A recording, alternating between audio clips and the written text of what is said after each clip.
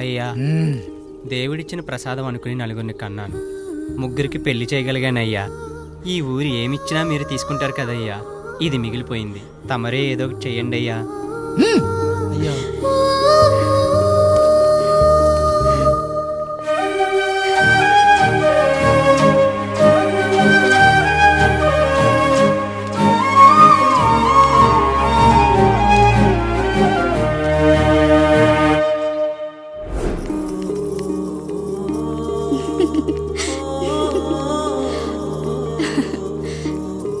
ఈ ఇల్లు, ఆస్తి, ఇంత గొప్ప భర్త, పిల్లలు, చాలా ఆనందంగా ఉందండి. కానీ నాకు ఒకటే లోటు. మన తర్వాత మన పిల్లల్ని చూసుకోవడానికి వీళ్ళకొక అన్నయ్య కావాలండి. అచ్చం మీ పోలికలతో వీళ్ళకొక అన్నయ్యని కందామండి. నువ్వు అడిగితే కాదనగలనా?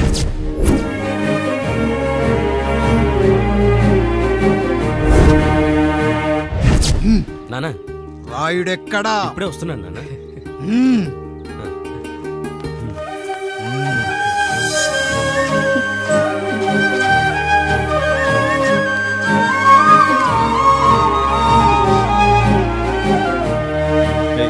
చూడరా, మీ అన్న మీద పగ తీర్చుకోవడానికి నీకు ఇదే సరైన సమయం. పర్లేదంటావా? ఏం పర్వాలేదు. అయ్యా, ఎరా రంగా, ఏం కావాలో అడగరా. నీకంటూ ఏమి ఇవ్వలేదు, నువ్వు ఏమి అడగలేదు.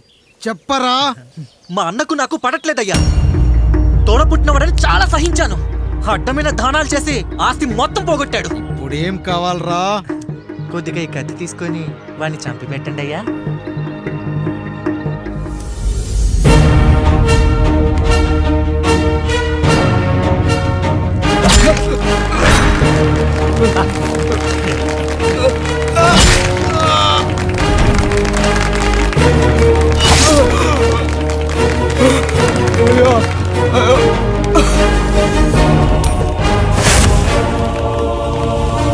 నాయుడు, అన్యాయంగా మా నాన్నని చంపేశావు. గుర్తుంచుకో, ఈ నాయుడి కొడుకు నీ కుటుంబం పాలిట సైనికుడిగా మారబోతున్నాడు. నిన్ను, నీ కొడుకుని, ఆడికి పుట్టబోయే కొడుకుని అందరినీ లేపేస్తా.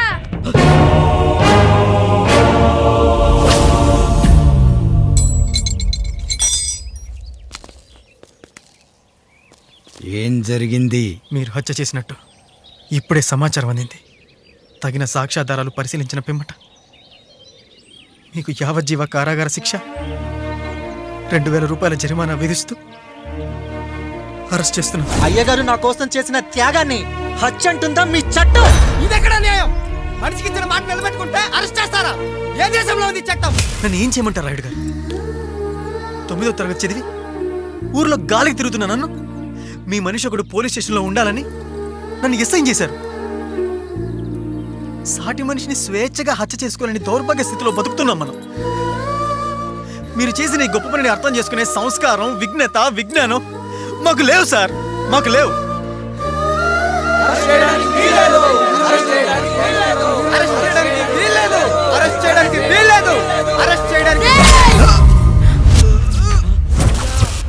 నాయుడు గారు,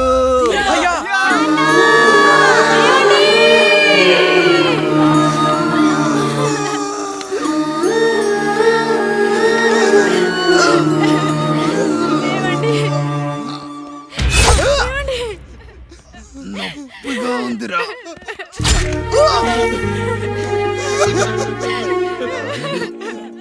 సుధా, నేను లేకుండా ఎలా ఉండగలను? పర్వాలేదండి, బిడ్డలతో నేను ఉండిపోతాను. అయ్యో, ఈ పాడు సమాజం నిన్ను మనశ్శాంతిగా బతకనివ్వదు. ఇంతమంది పిల్లల్ని చూసుకుంటూ భర్త లేకుండా ఎలా బతకగలం?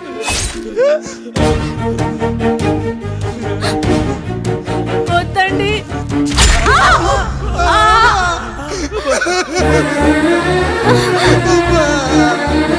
రాయుడు, బిడ్డలు జాగ్రత్త. ఈ రోజు నుంచి వీళ్ళంతా నీ తమ్ముళ్ళు, చెల్లెళ్ళు కాదు, నీ బిడ్డలు.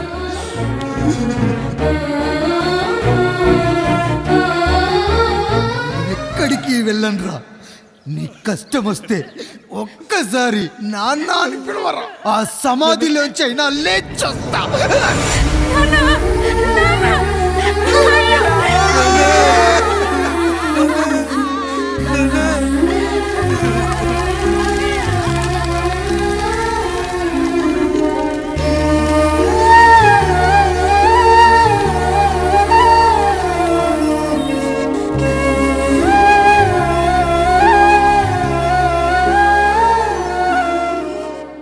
ఇందు మూలంగా యావన మందికి తెలియజేయనిదేమనగా ఊరికి కొత్తగా వచ్చిన యాండ్రాయిడ్ తన తండ్రి పెదరాయుడు అని ఆస్తిలో వాటా పంచమని రచ్చబండిని ఆశ్రయించడం వలన గ్రామ పెద్దలందరూ రేపు 11 గంటలకు రాయుడు గారి ఇంటికి రావాల్సిందిగా కోరుతున్నాము.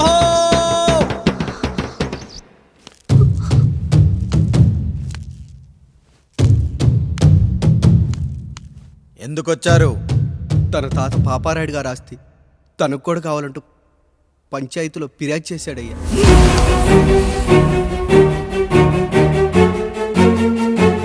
మస్తా గారు ఆ దస్తావేజులు ఇవ్వండి. అయ్యా మరి మా సంగతి ఏంటి? అడగరేంటి? అవునన్నయ్య. ఈరోజు మీ పన్మేష్ కొడుకొచ్చాడు, రేపు ఆ పాల్దం కూతురు వస్తుంది. ఇలా వచ్చినోళ్ళంతా మీ సంతానమేం తెలిసాక అదిగో ఆ కాముడు చెప్పినట్టు మా ఆయన వాటా కిందో బాత్రూము, నాకో సబ్బు బిల్ల, నా పుట్టబోయే బిడ్డకో బొట్టు బిల్ల, ఇదే మిగులుతుంది. అయినా ఊరి జనాభా కన్నా అన్నయ్య పిల్లల సంఖ్య ఎక్కువైపోతుంది. వాళ్ళందరూ ఇంటి మీదకి వచ్చే లోపు మా ఆస్తి మాకు ఇచ్చేస్తే మా బతుకులు మేము బతికేస్తాంగా. అవునన్నయ్య, మా ఆస్తి మాకు కావాలంతే. ఎవరిని పట్టుకుని ఏం మాట్లాడుతున్నారయ్యా? ఉన్నప్పటి నుంచి ఆయన మిమ్మల్ని సాగుతూ ఉన్నారు.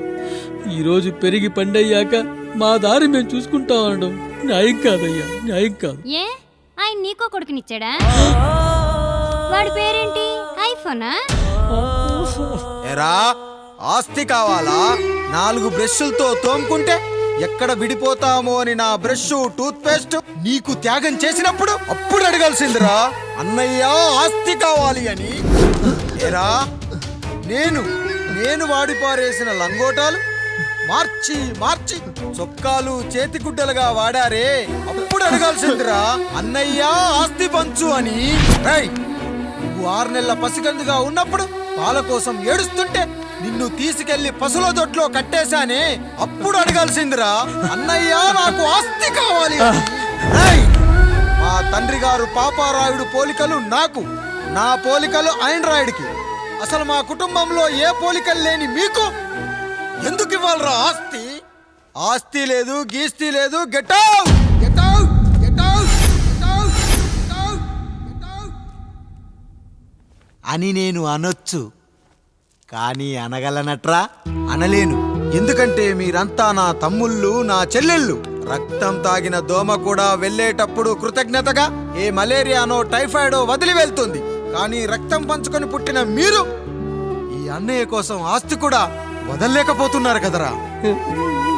గుమస్తా గారు, నా యావదాస్తి నా తమ్ముళ్లకు చెల్లెళ్లకు వాళ్ళ పేర్ల మీద రాయండి. నాకు చిల్లి గవ్వ కూడా అక్కర్లేదు. ఇక ఈ ఇంటికి నాకు ఎటువంటి సంబంధం లేదు. లక్ష్మి, సావిత్రి, మీ చీరలు విప్పేయండి. ఇక్కడికి వచ్చేటప్పుడు ఏ చీరలు కట్టుకున్నారో వెళ్ళేటప్పుడు కూడా అదే చీరలు కట్టుకోండి. వెళ్ళిపోదాం. దస్తావేజులు తీసుకురండి.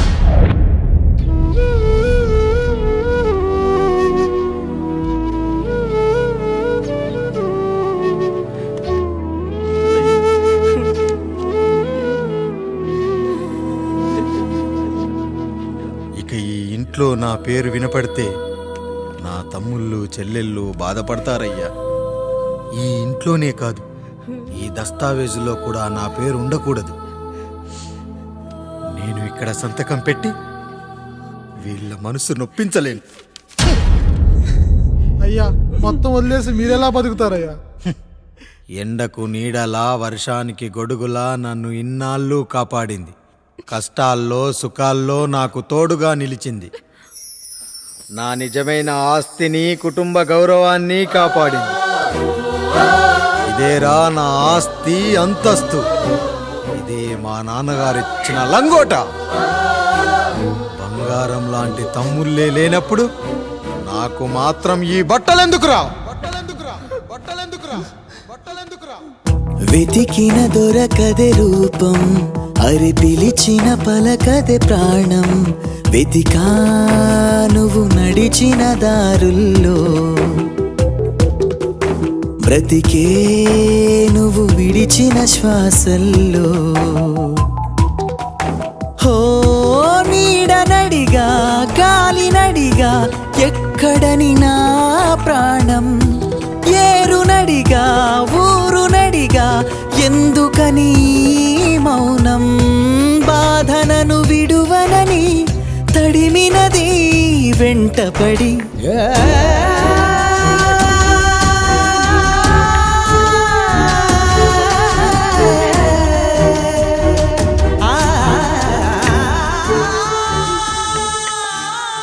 ఏవండి,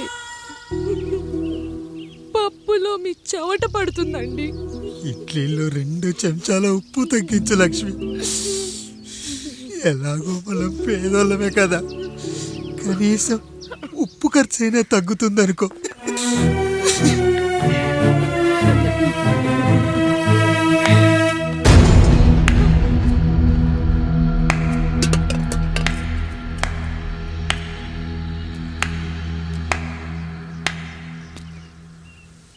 పప్పు రుబ్బుతున్నావా పెదరాయుడు? ఎవడికైనా చేసిన పాపం పండుతుంది అంటారు, నీకు మాత్రం అదిగో అలా పిండయింది. అరే రే రే రే రే, చేతి నిండా భార్యలు, ఇంటి నిండా బంధువులు, బీరువా నిండా డబ్బులు, ఊరి నిండా జనాలు. ఏరి ఎక్కడ? ఇంటర్వెల్ ముందు ఇంటర్ చదివే కుర్రాడు ఏదో ఆవేశంగా డైలాగులు చెప్పాడు, సెకండ్ హాఫ్ కు మర్చిపోతాడు అనుకున్నావు కదూ? మర్చిపోవడానికి నువ్వు నాకు ఇచ్చింది అప్పు కాదు, ద్రోహం. అమ్మ వచ్చిన ప్రతిసారి అడిగేవాణ్ణి, అమ్మా నాన్నెక్కడా అని. నీ గురించి తెలిసాక నీ ముందుకొచ్చా, నీ బ్రతుకుని ఇక్కడి దాకా తీసుకొచ్చా. పిక్చర్ అభి బాకీ హే మేరా పితాజీ. నిన్నిలాగే వదిలేస్తే ఈ ఆండ్రాయిడ్ తో వదలవు. సామ్సంగ్లు, హెచ్టీసీలు, లెనోవాలు అంటూ కనిపారేస్తూ మా అమ్మ లాంటి వాళ్ళ కోసం తిరుగుతూనే ఉంటావు.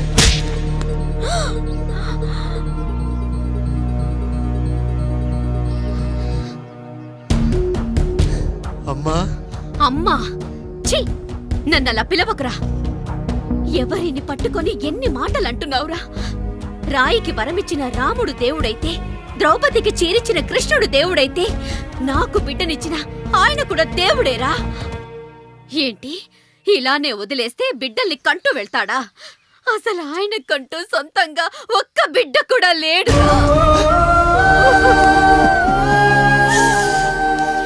అసలు ఏం జరిగిందో తెలుసా? మీరుండండి అయ్యా, ఉండండి.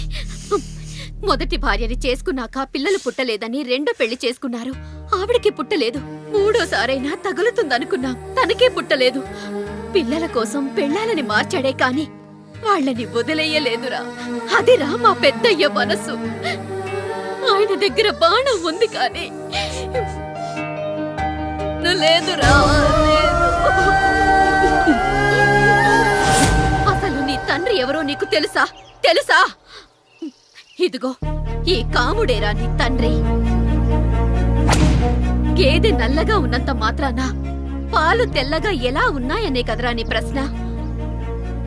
దానికి సమాధానం చెప్పాలంటే, ఒక వర్షం కురిసిన రాత్రి నేను 9వ నెల బాలింతగా ఉన్నప్పుడు. పండు పండు, ఇదిగో. ఏమిటండి ఇది? నిద్రలేస్తే నేను, బయటికెళ్తే గంటోడు, పక్కకెళ్తే పాలేరు, ఎప్పుడూ తిరిగే తాయారు. రోజు మమ్మల్ని చూసి చూసి బిడ్డ కూడా చిట్టుమొహం వేసుకుని పుడతాడేమో అని భయంగా ఉంది. కడుపులో ఉన్నప్పుడు మనం ఎవరి మొహాలైతే చూస్తామో అచ్చం వారి పోలికలతోనే పుడతారంటారు. పొరపాటున నా పోలికలతో పుడితే? అదేంటి కాముడు, నీకేం తక్కువ? జుట్టు ఉండాల్సిన చోట లేకుండా అవసరం లేని చోట విపరీతంగా పెరిగిపోతుంది. మనకు పుట్టబోయే బిడ్డ గొప్ప అందగాడై ఉండాలి. ఇదిగో రోజు ఈ దేవుడి ఫోటోలు చూడు, వాళ్ళలాగే అందంగా పుడతాడు. కడుపుతో ఉన్నప్పుడు ఎవరి ఫోటో చూస్తే ఆ పోలికలతో బిడ్డ పుడతాడా? కనిపించని దేవుడి పోలికలు నా బిడ్డకెందుకు? ఈ ఊరికి దేవుడు రాయుడు. నా బిడ్డ ఆయనలాగే పుట్టాలి, ఆయనలాగే పుట్టాలి.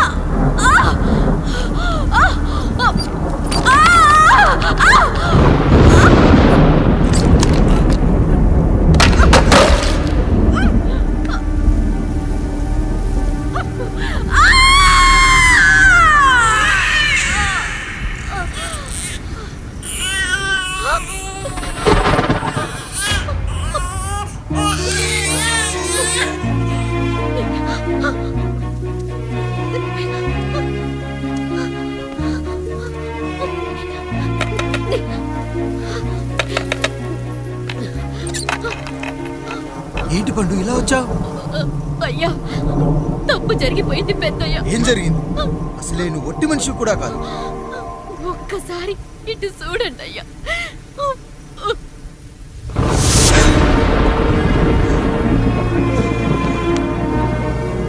వీడేంటి అచ్చం నాలా ఉన్నాడు? అసలేంటి, ఎందుకు ఇలా జరిగింది? నువ్వు ఎప్పుడైనా చీకట్లో పంపు సైడ్ దగ్గరికి వచ్చావా? మరి అమలాపురంలో శివాలయం దగ్గర రత్నాలు నీకేమైనా అమ్మవుతుందా? పిఠాపురంలో పద్మ, రామాపురంలో లక్ష్మి, కాకినాడలో సుజాత. అయ్యో దేవుడా, అసలు ఇదంతా ఎలా జరిగింది పండు? అయ్యా ఇదంతా కాముడి వల్లే అయ్యా, కాముడి వల్లే. కాముడా? కాముడు కుటుంబానికి నాకు ఏం గుర్తు రావట్లేదే. ఎన్నని గుర్తు పెట్టుకోగలను నేను మాత్రం? అయ్యా అది కాదయ్యా.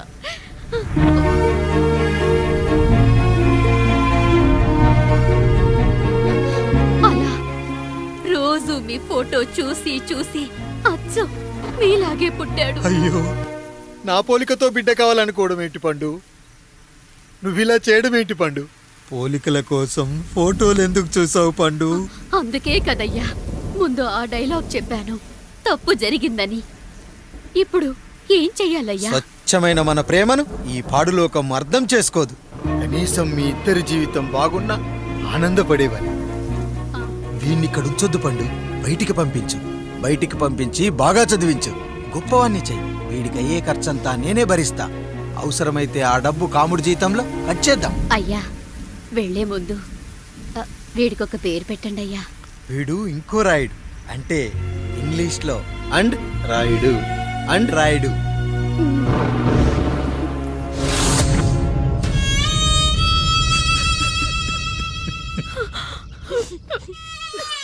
ఇది రా నీ కథ, నా గతం.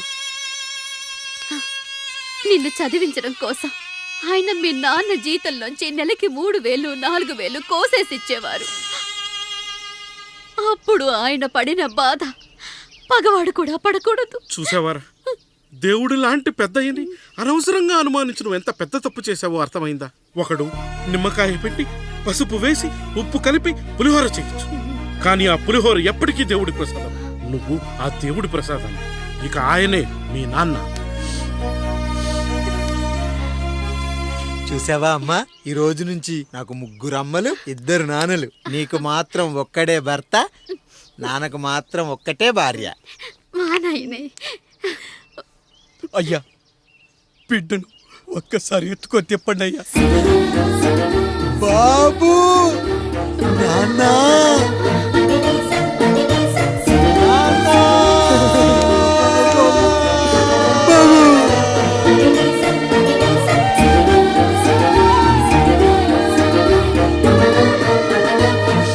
నన్ను క్షమించు నాన్న. ఇప్పటికైనా నిజం అర్థం చేసుకున్నావు. అది నాకు చాలురా, చాలు. చాలదు నాన్న, నిన్ను ఏలెత్తి చూపిన జనంతో చెయ్యెత్తి దండం పెట్టించాలి. అన్నయ్య కంటే ఆస్తి ముఖ్యమనుకున్న మన కుటుంబానికి గుణపాఠం నేర్పించాలి. ఇక నాకు వదిలే నాన్న, నేను చూసుకుంటా.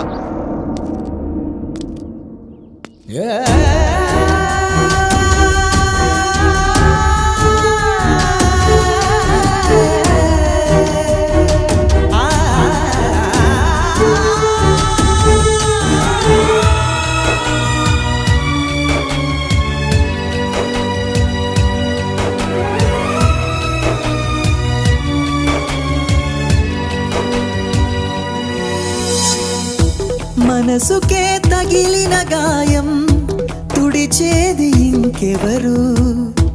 మనిషిలో పెరిగిన ద్వేషం తొలచేది ఇంకెవరు? గుండెలో పగిలిందా కన్నీటి పర్వతమే? ఓదార్పు కరువయ్యే బంధాల సంద్రములో జాలి లేదు, కరుణ లేదు ఈ స్వార్థ మనుషులలోన. గురుతులేవి, మనుగడేది ఈ మనిషి మంచితనాన. బాధనను విడువనని నవ్వినది వెంటపడి,